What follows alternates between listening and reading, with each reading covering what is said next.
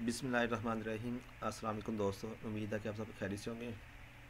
पाकिस्तान में बिज़नेस करते हुए जो भी टैक्स कम्प्लाइंसेस है उसमें से एक मेन रिक्वायरमेंट सेक्शन 147 की जो ना अप्लाई है उसका टैक्स उसके मुताबिक या तो टैक्स सबमिट करवाना होता है या फिर ना उसके मुताबिक जो ना नोटिस का रिप्लाई जमा करवाना होता है। डिफरेंट बिजनेस सेक्टर्स हैं पाकिस्तान में, उसमें से एक ना आईटी एक्सपोर्टर्स भी हैं। तो इस वीडियो के अंदर हम डिस्कस करेंगे कि आईटी एक्सपोर्टर्स के ऊपर जो सेक्शन 147 का जो नोटिस है उसके रिप्लाई कैसा बनेगा और उसके मुताबिक जो ना उन्होंने टैक्स जमा करवाना है या नहीं करवाना है। तो अगर नहीं जमा करवाना है तो उन्होंने ना क्या क्या चीज़ें साथ में जमा करवानी होगी कि जिसकी बेस पे जो ना एफपीआर को या फिर जो कंसर्न कमिश्नर है उसको कंफर्म हो सके कि जो रेलिवेंट टैक्स पेयर है उसका वाकई आईटी एक्सपोर्ट का बिजनेस है और वो जो ना उसकी बेस पे उस डाटा की बेस पे और उस रिप्लाई की बेस पे जो ना उसके ऊपर जो ना सेक्शन 147 का टैक्स अप्लाई ना करे और उसको सबमिट ना करना पड़े।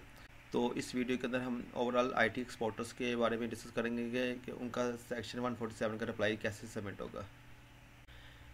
जी, अब हम शुरू करते हैं कि क्या क्या इस वीडियो के अंदर शामिल है। और सबसे पहले हम देखेंगे कि जो सेक्शन 147 का जो अप्लाई वो है एक्चुअली है क्या और वो किस बिज़नेस ने जमा करना है।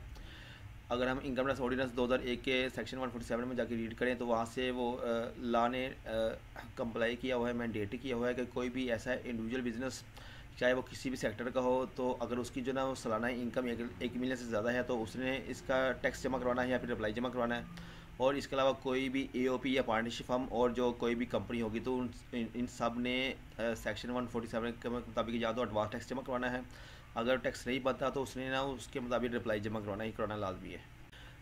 दूसरा ये कि इसकी ना टैक्स नोटिस जो सेक्शन 147 के मुताबिक नोटिस आता है तो उसका रिप्लाई की सबमिशन करवाने की डेट कौन सी है, तो उसको हम देखते हैं। जो भी सोल प्रोप्राइटर या फिर फ्रीलांसिंग कर रहे हैं आईटी सेक्टर के अंदर, तो इन लोगों ने इनको जो भी सेक्शन 147 के मुताबिक जो भी नोटिस आएगा तो जो उनका रिप्लाई है तो इन डेट्स के मुताबिक इन ड्यू डेट्स के मुताबिक ना उसने जमा करवाने का लाजमी तौर पे। अगर जो क्वार्टर 1 है जो कि टैक्स ईयर कोई भी टैक्स ईयर है तो उसमें जो ना क्वार्टर 1 जो ना बेसिकली जुलाई से सितंबर तक का पीरियड होता है तो इस पीरियड का जो सेक्शन 147 का जो रिप्लाई होगा वो 15 सितंबर से पहले पहले जमा करवाना होगा। इस तरह जो सेकंड क्वार्टर होगा अक्टूबर से दिसंबर वाला उसका जो रिप्लाई जो ना 15 दिसंबर से पहले पहले जमा करवाना होगा। जो थर्ड क्वार्टर होगा जनवरी से मार्च तक के पीरियड का उसका रिप्लाई जो ना 15 मार्च से पहले पहले जमा करवाना होगा। और जो क्वार्टर 4 बनता है टैक्स ईयर का अप्रैल से जून तक का, और इस पीरियड के अंदर जो सेक्शन 147 का जो नोटिस आएगा उसका रिप्लाई जो ना 15 जून से पहले पहले जमा करवाना होगा। इसी तरह अगर हम पार्टनरशिप फर्म या कंपनी की बात करें जो कि प्राइवेट कंपनी जिसे हम बोलते हैं, तो अगर इन बिज़नेस को सेक्शन 147 का नोटिस आता है तो इन्होंने ना बेसिकली रेलिवेंट क्वार्टर का जो लास्ट मंथ है उसका जो ना उसकी 25 तारीख तक जमा कराना होगा, रिप्लाई जमा कराना होगा। जबकि जो इसका फोर्थ क्वार्टर होगा अप्रैल से जून तक के पीरियड का, तो उसमें से जो उस पीरियड के अंदर जो सेक्शन 147 का नोटिस आएगा तो उसमें से उसका जो रिप्लाई है 15 जून से पहले पहले जमा करवाना होगा। अब इसका जो तीसरा पोर्शन है वो बेसिकली डाटा सबमिशन है कि सेक्शन 147 का रिप्लाई जमा करवाते हुए हमने कौन कौन सा डाटा जमा करवाना होगा। तो सोल प्रोप्राइटर के केस में डिफरेंट होगा और एओपी और कंपनी के केस में बेसिकली डाटा डिफरेंट होगा। सोल प्रोप्राइटर के केस में जो डाटा जमा करवाना होगा हमने एफबीआर को ऑनलाइन भी और ऑफलाइन भी, उसमें से पीएससी सर्टिफिकेट है। ये बेसिकली डायरेक्टली रेलिवेंट तो नहीं है लेकिन जो ना इसकी बेस पे ना हमारा एविडेंस स्ट्रॉन्ग हो जाता है और हमारा जो ना केस स्ट्रॉन्ग हो जाता है कि हम ना वाकई जो ना आईटी के अंदर सर्विस दे रहे हैं। और इस वजह से ना पीएससीबी के अंदर आप रजिस्टर हो जाए तो बेहतर है और उसका सर्टिफिकेट भी साथ में फिर अटैच करने की ज़रूरत पड़ जाती है। एफपीआर का एनटीएन फॉर्म जमा कराना होगा जिसके अंदर डेफिनेटली हमारा प्रिंसिपल एक्टिविटी आनी चाहिए कि हम जो ना आईटी सर्विस प्रोवाइड कर रहे हैं। इस तरह जो पीआरए का ऑनलाइन फॉर्म या उसका रजिस्ट्रेशन फॉर्म भी जमा करवाना होगा जिसके अंदर हमारी आईटी एनेबल सर्विस आ रही होगी। ये पीआरए है या फिर ना कोई भी जो भी आपका रेलिवेंट प्रोविंस होगा उस प्रोविंस के अंदर जो भी आप जो जिस प्रोविंस के अंदर आप रजिस्टर्ड हैं एज अ सर्विस प्रोवाइडर, तो उस प्रोविंस का जो ना रजिस्ट्रेशन सर्टिफिकेट आपको ना साथ में अटैच करना होगा। चौथे नंबर पे जो आपने अपना प्रोविंशियल स्टेटस रिटर्न जमा करवाई होगी तो उस वो रिटर्न भी साथ में अटैच करनी होगी। और उसके रिटर्न के अंदर नेचर डी जो आ रहा होगा, नेचर डी के अंदर ना डेफिनेटली हमारी एक्सपोर्ट्स रिप्रेजेंट होती है। तो इसकी बेस पे ना हमारा बेसिकली केस जो ना वो स्ट्रॉन्ग हो जाता है कि हम वाकई ना आईटी सर्विस दे रहे हैं। पाँचवें नंबर पे जो कि एक अहम डॉक्यूमेंट है वो पीआरसी से सर्टिफिकेट्स हैं। PSC सर्टिफिकेट जो है ना, यानी कि जिसको हम प्रोसीड रियलाइजेशन सर्टिफिकेट्स बोलते हैं, ये ना बैंक्स की तरफ से ना एक अहम डॉक्यूमेंट होता है जो कि इस चीज़ का प्रूव होता है कि हमने रेमिटेंस हमने जो ना रिसीव की हुई है बाहर के किसी क्लाइंट से, हमने हमारे बैंक में फॉरेन करेंसी फॉर्म में पैसे हुए हैं।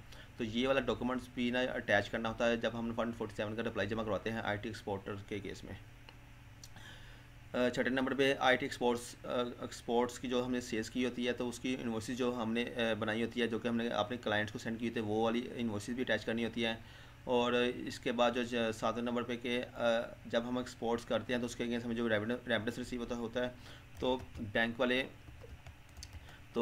वाले क्या करते हैं कि उस जो रेमिटेंस है ना उसके ऊपर जो ना सेक्शन 154A के मुताबिक या तो 0.25% टैक्स काट लेंगे या 1% टैक्स काटेंगे। अगर आप PSCB का रजिस्टर हैं तो वो 0.25% के हिसाब से टैक्स काटेंगे, विद होल्डिंग कर लेंगे। और अगर आप PSCB का रजिस्टर नहीं है तो 1% के हिसाब से ना उस रेमिटेंस की अमाउंट का टैक्स काट लेंगे। तो वो जो टैक्स काट के जमा कराएंगे तो उसकी बेस पे हम वो CPR बन जाएंगे। तो इन CPR की कॉपी भी आपने ना अटैच करनी होगी अपना अप्लाई जमा करवाते हुए।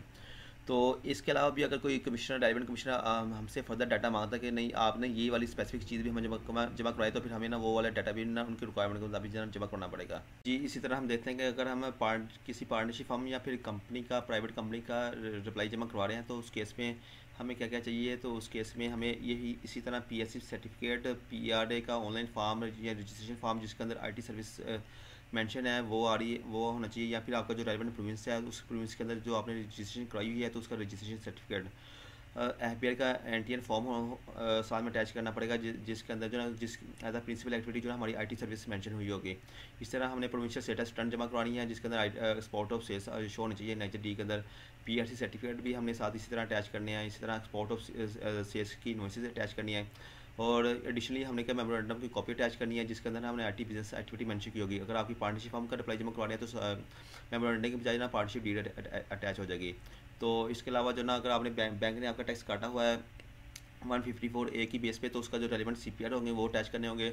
और अगर कमिश्नर कहता है कि मुझे फर्दर कोई और भी डाटा चाहिए स्पेसिफिकली तो वो फिर डाटा भी प्रोवाइड करना पड़ेगा हमें जो ना कमिश्नर को जी। अब हम लास्ट में देखते हैं कि इसका ना रिप्लाई हम कैसे जमा कराएंगे पोर्टल पे जाके, और उसके अंदर क्या क्या हम उसकी ना फाइलिंग अटैचमेंट कैसे करेंगे।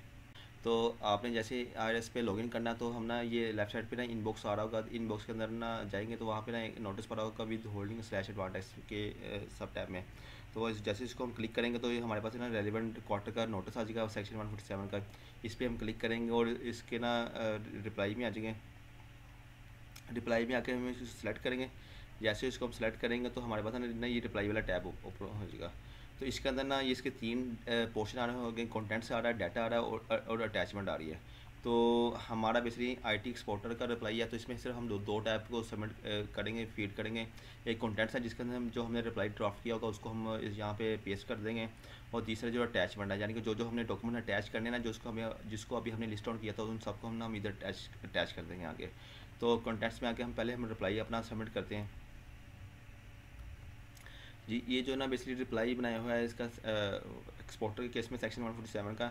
इसमें थोड़ा सा मैं आपको ब्रीफ कर दूं कि ये रिप्लाई कैसे बना हुआ है कि जो भी हमारे पास नोटिस आएगा तो वो उस नोटिस में जिस कमीशन ने नोटिस भेजा होगा तो उसको हम एड्रेस ही कर देंगे। ये डिटेल जो ना आपको ना ऑर्डर के अंदर नोटिस के अंदर मिल जाएगी। अभी हम आपको बताते हैं कि वो कहाँ पे ये डिटेल पड़ी हुई है। जिस डेट को हमने नोटिस का रिप्लाई सबमिट करना ये डेट आ जाएगी और जिस कमीशन ने हमें नोटिस भेजा हुआ है जो कि रेलिवेंट आपका कमीशन होगा उसको एड्रेस ही कर लेना है। और बाद में जो हमने इस रेलिवेंट बिजनेस का फ्रीलांसर का या बिजनेस का या OP का नाम लिख देना, उसका NTN लिख देना है, उसका टैक्स ईयरली मेंशन करना है, जिस टैक्स ईयर का और जिस क्वार्टर का हम रिप्लाई जमा करवा रहे हैं उसको मेंशन कर देना है। और सब्जेक्ट के अंदर हमने बता देना कि रिप्लाई का जो हमने सब्जेक्ट बता देना उसमें क्वार्टर आ रहा होगा, ठीक हो गया ना।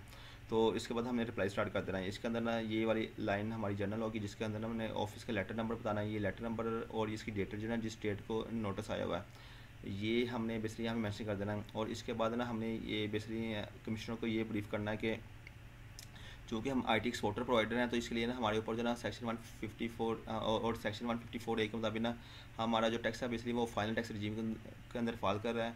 तो इसलिए ना हमारे ऊपर ना एडवांस टैक्स अप्लाई नहीं होता।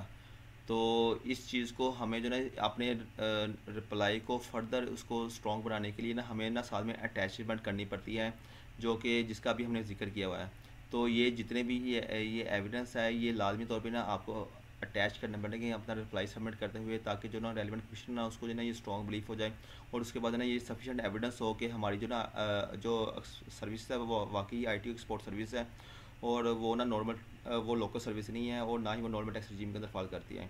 तो ये चीज़ें ना हमें बेसिकली ना इनको ब्रीफ करनी पड़ती हैं कमिश्नर को। और आप ये बेसिकली ना एक सैम्पल्स अपने मुताबिक मैंने ना एक ब्रीफ सा रिप्लाई बनाया हुआ है। तो अगर आप समझते हैं कि इसमें फ़र्दर भी एडिशन हो सकती है आपके रिप्लाई की, आपके ना आर्गूमेंट्स की, तो आप उसको फ़र्दर भी ऐड कर सकते हैं। ये सिर्फ एक ना गाइडलाइन पर्पज़ के लिए है। तो ये डॉक्यूमेंट्स आपने जो मैक्सिमम अवेलेबल है उसको लाजमी अटैच करना पड़ेगा। अगर आप इसमें कोई चीज़ मिस होती है या फिर ना कोई चीज़ जो ना आपस में रिकनसाइल नहीं होती, यानी कि आपका जो एनटीएन फॉर्म है, एपीआर का एनटीएन फॉर्म है, पीआर का एनटीएन फॉर्म है, उसमें IT सर्विस मेंशन नहीं है उसकी प्रिंसिपल एक्टिविटी के अंदर, तो वो ना फिर उसमें ना आपके लिए वो मसला होता है कि वो रिप्लाई को एक्सेप्ट ना करे और एडवांटेज ना अप्लाई कर दें। तो एंड पे ना बेसिकली जो भी अब जो कंसल्टेंट है वो अपने लेटर के ऊपर अप्लाई उस लेटर के ऊपर भेजे तो बेहतर है। अगर कंपनी कहती है कि मैं अपने लेटर के ऊपर इस रिप्लाई को सबमिट कराना है तो वो भी एक्सेप्टेबल होगा। और एंड पे ना आपने अपना नंबर लाजमी मेंशन करना है, ताकि अगर किसी कमिश्नर को अगर कन्फ्यूजन होती है तो वो डायरेक्टली आपसे रब्ता करके ना आपको फर्दर जो ना आपसे ब्रीफ आपसे जो ना वो डाटा एक्वायर कर ले और ऑर्डर ना उसका इशू करें। तो ये बेसिकली ना एक सैम्पल रिप्लाई है। तो इसकी बेस पे आप ना ये बेसिकली गाइडलाइन पर्पज़ के लिए है, ना कि ये फाइनल रिप्लाई है। तो आप इसको अमेंड भी कर सकते हैं अपनी अंडरस्टैंडिंग के मुताबिक। तो इसकी बेस पे ना इंशाल्लाह जो ना वो एक रीजनेबल रिप्लाई ना सबमिट हो जाएगा और आपका जो ना वो 147 का जो ना नोटिस जो ना वो भी एक ना ठीक है उसकी जो ना कम्प्लाइंस पूरी हो जाएगी। जी, अभी हम आपको बताते हैं कि जो बेसिक कमिश्नर है इस ये इन्फॉर्मेशन कहाँ से मिलती है और ये जो इसमें लेटर नंबर आ रहा है ना और डेट आ रही है, तो ये इन्फॉर्मेशन हमें ना कहाँ से मिलती है, जिसकी बेस पे हमें इसको ना मेंशन करना होता है। जैसे ही हम IRS पे आते हैं तो इसके अंदर जो हमारा इनबॉक्स में जो 147 का नोटिस पड़ा होता है, तो इसको हम जब ओपन करते हैं यहाँ पे आके इसको ना हम व्यू करेंगे और व्यू करने के बाद ना इसका जब हम इसकी प्रिंटेड कॉपी लेंगे, तब जैसे आप इसकी प्रिंटेड कॉपी लेते हैं तो इसके अंदर ना ये सारी इन्फॉर्मेशन हमें मिल जाएगी। इसकी प्रिंटेड कॉपी यानी कि इसको जब प्रिंट क्लिक करेंगे तो ये इसकी ना PDF कॉपी डाउनलोड हो जाएगी। अब इसको हम ओपन करते हैं। ये अब ना हमने इसको नोटिस को ओपन किया, तो इस नोटिस के जब बॉटम में जाएंगे ना तो यहाँ पे ना जिस कमीशन ने ये नोटिस भेजा होगा ना उसकी डिटेल आ रही होगी। तो इसको ना फिर हम एड्रेस ही बना लेते हैं। तो इसके अलावा जो है ना ये नोटिस का जो बारकोड नंबर होता है लेटर नंबर के तौर पर ना इसको मेंशन कर लेते हैं। और ये जो डॉक्यूमेंट डेट होती है जो कि इस नोटिस की डेट होती है, तो ये डेट हम बेसिकली यहाँ से ले लेते हैं और इसको जो ना इन चीज़ों को मेंशन कर लेते हैं और ये इसके मुताबिक ना नोटिस का रिप्लाई बना लेते हैं। जी, ये तीनों चीज़ें आपकी फुली के क्लियर हो चुकी होंगी। ये जो कमिश्नर का एड्रेस है, लेटर नंबर है और इसकी जो ना डॉक्यूमेंट की जो डेट है। अब हम दोबारा फिर ना इसके रिप्लाई की तरफ आते हैं कि जैसे रिप्लाई क्या करना है कि इनबॉक्स में आए, ये जो इस पर क्लिक किया, ये नोटिस आ गया हमारे पास सामने, नोटिस पे क्लिक किया तो हमारे पास ये ना रिप्लाई की ऑप्शन आ गई। फिर रिप्लाई पे हम क्लिक करेंगे तो इसमें ये सिलेक्ट करना होगा। सिलेक्ट करने के बाद तो ये हमारे पास ना 3 टैब आएंगे, कंटेंट्स, डाटा और अटैचमेंट। हम सिर्फ डाटा को स्किप कर देंगे क्योंकि हमने इसमें कोई फाइनेंशियल फिगर नहीं फिल करनी, क्योंकि हमारे इसके ऊपर टैक्स अप्लाई नहीं हो रहा। तो कंटेंट्स के अंदर ना जो हमने रिप्लाई बनाया होगा इसको हमने यहाँ पे पेस्ट कर देंगे। ये जो हमने रिप्लाई बनाया है इसको हमने यहाँ पे पेस्ट कर दिया। इसकी जितनी भी डिटेल्स थी ना जो हमने पहले बना ली थी इसको हम यहाँ पे पेस्ट कर दिया, इसको सेव कर दिया। और अब हम आ जाएंगे इसकी अटैचमेंट पे। अटैचमेंट में क्या करेंगे, हमें ये जो हमने डॉक्यूमेंट्स अटैच करने हैं ना इन सबको हम अटैच कर देंगे। ये अदर्स के अंदर इन्फॉर्मेशन सारी की सारी ऐड कर देंगे।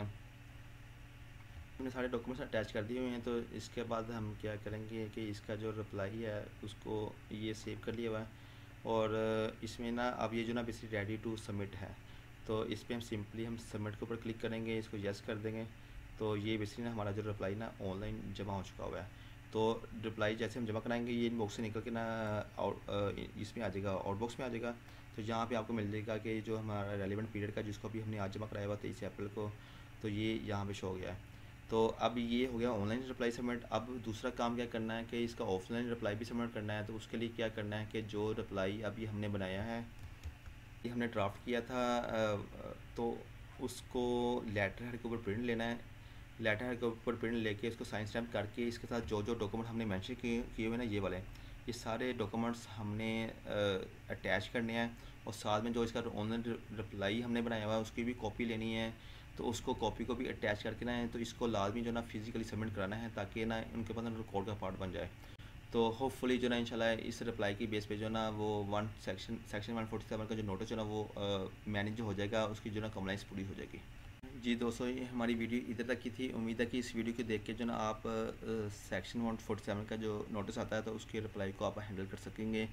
अगर आपका IT एक्सपोर्ट का बिज़नेस है या आप एज फ्रीलांसर के तौर पर काम कर रहे हैं, तो अगर फिर भी कोई आपकी क्यूरी या क्वेश्चन हो तो आप जो ना वो कमेंट सेक्शन में जो ना वो क्वेश्चन आस्क कर सकते हैं या फिर डायरेक्टली रब्ता कर सकते हैं। वीडियो देखने के लिए बहुत शुक्रिया। Thank you so much. अल्लाह हाफिज़।